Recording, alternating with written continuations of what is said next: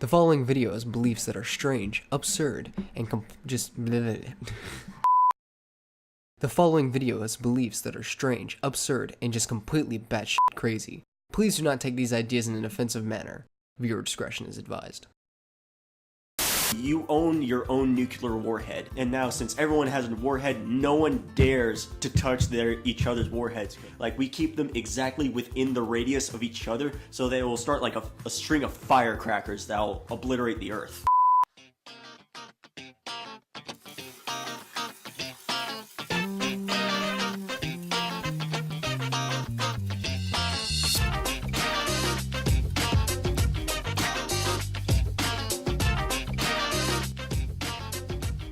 Ladies and gentlemen, it's good to see you. It's me, Riley Walton. Now, you're probably thinking to yourselves, Riley, we haven't seen you for like 5 episodes. We thought you were dead or just kicked off the show.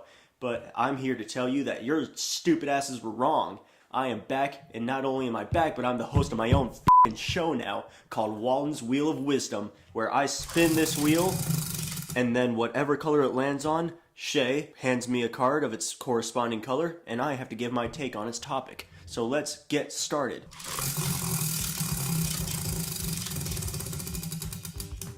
Green. Green, alright. Ooh, random. Starting off strong, starting off random. Ooh, exciting. Nipples, male or female. Now, personally, I'm a huge fan of female nipples. I like to suck on them, tug on them, you know, like just play with them in general. I just think they're like cat toys for me. Okay, what about on the subject of why males have nipples? How do you feel about male nipples?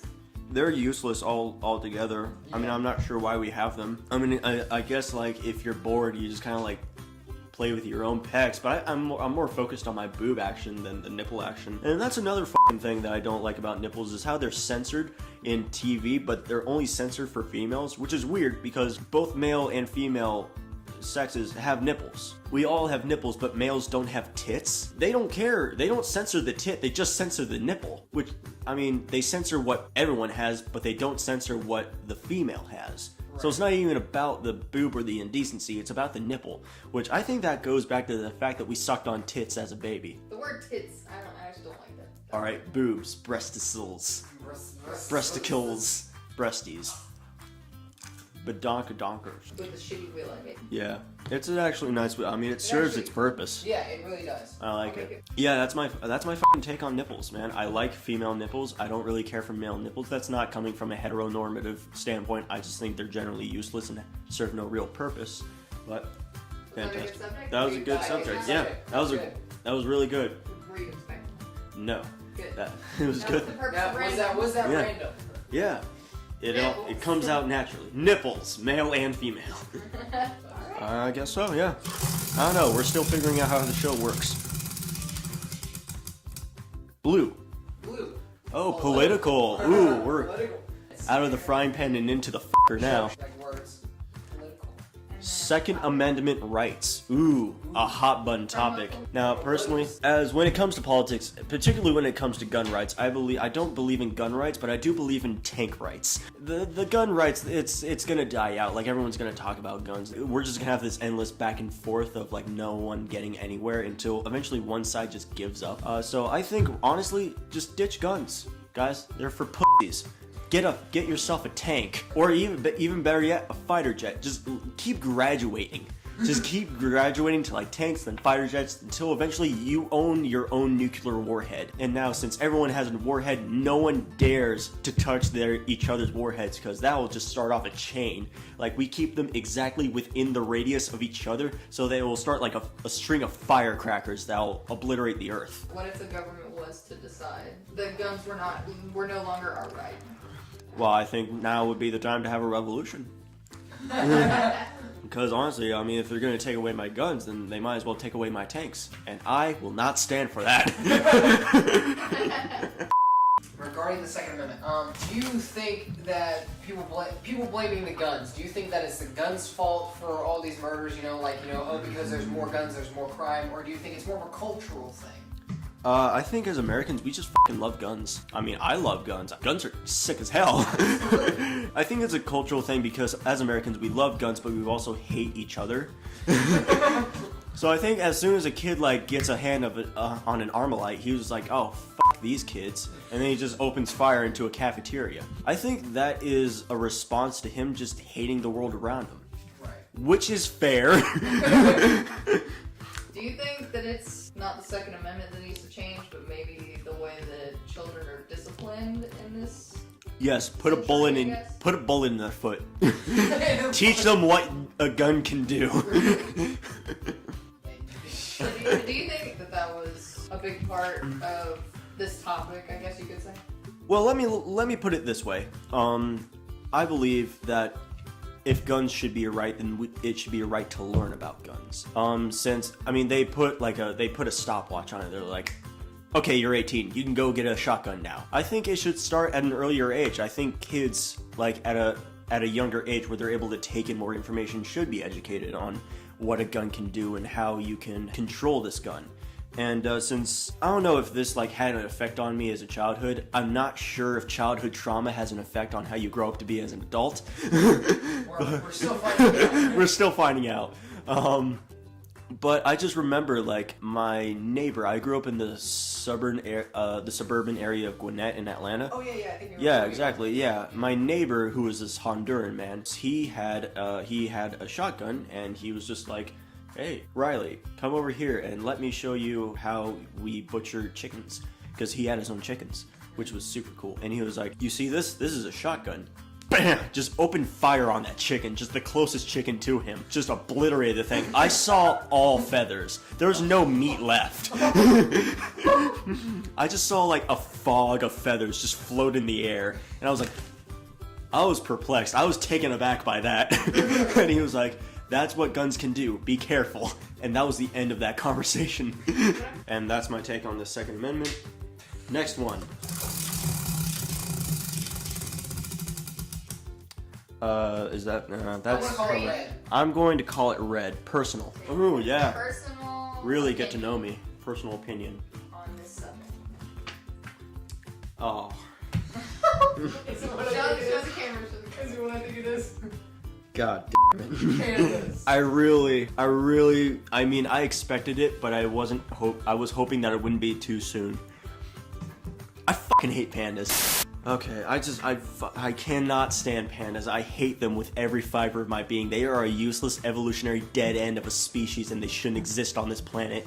And ever since the fucking 80s, since they were labeled endangered, we've been feeding them, sheltering them, and trying to get them the fuck every day since those days. And guess what? They're still fucking endangered for no fucking reason. You wanna know why? Because they're lazy pricks. That's why. Fucking hate pandas so much. I get this. Yeah, Have what- you always hated pandas? Like as a kid? No, I wasn't born hating pandas. It started in the 6th grade where I had to do a project about an endangered species and how we can do better to preserve their species. And at one point in this project where I was learning about pandas, I was like, you know what? Fuck pandas and fucking endangered species. If they die, they die. That's what they get for being fucking weak. They will not survive the winter. No, they will not survive the winter. I get it that endangered species, more often than not, endangered species are a result of human expansion and how we kind of invade their forests and shit, their homes, and we kind of kick them out of their land. But I have no sympathy for pandas. I have room for 99.9999% of the endangered species, but except pandas. Pandas can die in the fucking fire. Oh, and then how you feel about pandas flip? Oh my god, my mouth is full of chocolate. Maybe I should have given you a snack. I hate pandas so much. I'm gonna be thinking about it all day now. I went a good few months without them even crossing my mind. But as soon as I saw that card, it was like, you guys rigged that. You guys geared me up for that one. You're like, Not gonna lie, that was random shuffle my ass. There's no way that was random. Anyway, next question. God, I hate pandas. Another red. What is my stress reliever? Masturbating, constantly and all the time. As far as it goes to stress relief, stress relief to me is just keeping myself busy. Just keeping my mind off of things. And video games are really good for that because you can just have some mindless fun. You can just be like, You can distract yourself from the worries of your world. And I mean, it's nice to just kick back, light a few candles, and treat yourself to some self-stimulation. And I mean, That was good wording, though. yeah, thank you very much. That was Yeah. impressive. Yeah, I'm a hell of a talk show host, thank you. This is gonna be a 5-star show. They're gonna put it on Netflix, I can tell you now. I guess, I mean, when it comes to stress relief, I feel that everyone should have their own outlet. For some people, it's video games. For some people, it's food. For others, it's literally serial killing. Hell, I mean, you all put a certain balance to this world. Of course, I do believe in healthy mediums. Like, you can't go too far with stress relief, because eventually you're just gonna end up hurting yourself or just becoming so lazy and just lethargic to the point where you have no motivation to deal with stress anymore. So there is a huge difference between dealing with stress and relieving stress. Dealing with stress is, to me, dealing with the problem that is causing it. Relieving stress is just like taking a step back and just doing something that you like and keeping your mind off of stuff. And for me, that is masturbating and video games. Sometimes I do both at the same time. It's like, and I'm not going to say masturbation is the only way. Sex is obviously a good alternative. You can substitute masturbating for sex, and vice versa. I love hearing about it. It's like people complain about girlfriends, and it's funny to me. Because back when I was single, I was very like, I mean, I'm not good at being lonely. I'm not good at it, because like eventually I'll find someone to have a friends and benefits relationship, because I'm a scumbag. Right. Because I can't go another day just yanking out my last drop of will to live every night on a couch. So I find Resident Evil. yeah. Yeah, the back of Leon Kennedy's head is really what does it for me.